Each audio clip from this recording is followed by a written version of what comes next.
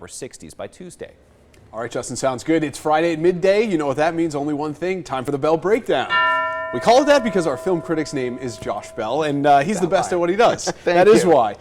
Today we got two movies on tap. One, a horror, which is kind of your forte, although you're great at all film reviews. Oh, well, thank you, but I do like horror movies when they're done well. Yes, yes. And you actually like this one. We're talking about Invisible Man. Tell me about the plot and why you liked it. Well, it's sort of a remake or reboot or whatever of the classic Invisible Man. It's part of Universal Studios' efforts to redo their classic monsters, which didn't work out too well when they were trying to make it a universe with The Mummy and Tom Cruise. Right. So now they're making it smaller scale and standalone. We still have a man who turns invisible, but the kind of shift here, which is really what makes this movie work, is that he's not the main character. The main character is played by Elizabeth Moss, and she's the ex-girlfriend of this man who turns himself invisible. And he's sort of a tech genius, and he's been an abusive, controlling boyfriend as she literally has to escape from him as the movie opens. He appears to commit suicide, and she thinks that she's free of his influence, but soon strange, unexplained things start happening around her, and she's convinced that he's found this way to turn himself invisible and has faked his death and is now tormenting her, which is, of course, what is happening. Right. But no one around her believes her. So it's got this really interesting kind of theme about domestic violence and women who are not believed, who are dismissed. And so it has this level of social commentary to it that kind of adds more depth to this horror story. Sure. And then the horror stuff is done really well. It's suspenseful, and it doesn't have a huge budget, but when your villain is invisible, all you got to do is just kind of move the camera to the side and show nothing. And that can be really tense. Yes. And even the actors kind of flailing about with things that aren't there. All of that is actually done really well.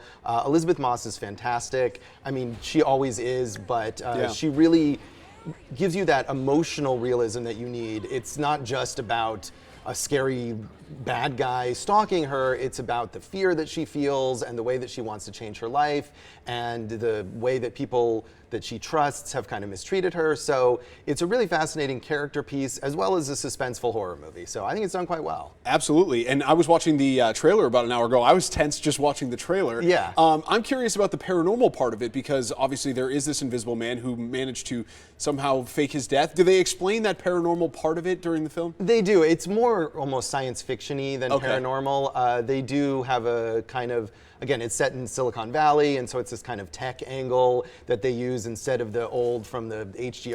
Wells novel or whatever. So it's not, they don't spend a lot of time on the exposition, but that's not really what it's about. He figured out a way to turn invisible, therefore he is, and that's really all you need to know. Okay, we'll accept it and move on. Exactly. Our second film is a comedy, and tread lightly. I'm a little nervous about your response here because I'm a huge fan of the show. Impractical Jokers, if you haven't seen it, airs on True TV. 4 best friends from high school who kind of just live to prank each other amongst, average everyday people who don't recognize that they're on TV.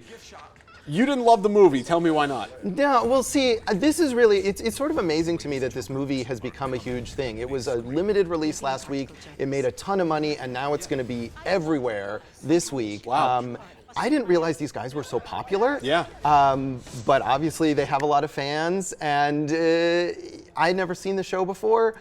I hate pranks. I will just say right now, I can't stand that stuff. And this is sort of like a kinder, gentler version of something you might get in like the Jackass movies or Borat.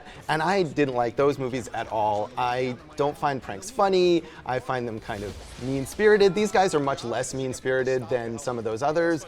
I just also found them extremely irritating. They spend all their time laughing at their own jokes. They do laugh a lot, yeah. And even while they're performing the pranks, they're cracking up, and I don't think anybody that they prank in this movie is in any way convinced of what's happening.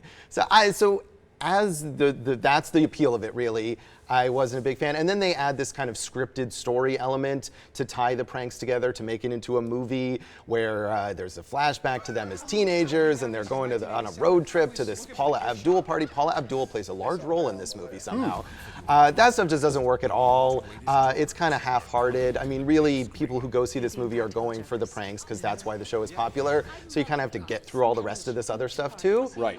I mean, if you're a big fan, there's no reason to see this in the theater. Like, you can watch, it'll be on True TV in a few months, I'm sure, and you can just watch it there. Sure, and I think it is kind of a testament to just kind of how big their growing fan base is, because you're right, they tested it out in limited theaters and now it's taking off. So I think it's going to be successful with the people that they've already built up as a fan base, maybe not so much with people who don't watch. Yeah, I don't know. Again, it's been a surprise success thus far, and just the general success of these guys. They sell out live shows, they have a cruise. I mean, they're exploding. Obviously, I just don't get it. They're not for everyone. They are not, but if they are for you, maybe go see this, and I wish you the best, but I hope to never see them again. Fair enough. Josh Bell with the Bell Breakdown. We'll be right back.